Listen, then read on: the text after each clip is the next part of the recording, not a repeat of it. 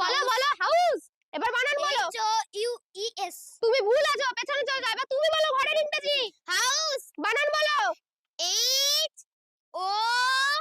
HOHO। হবে হবে না? ঠিক আছে, মুখস্থ করবে ভালো করে। যাও, এবার তুমি বলো ঘরের ইংরেজি। হাউস। বানান বলো। হাউস বানান। হ্যাঁ। ওয়াই। ওয়াই।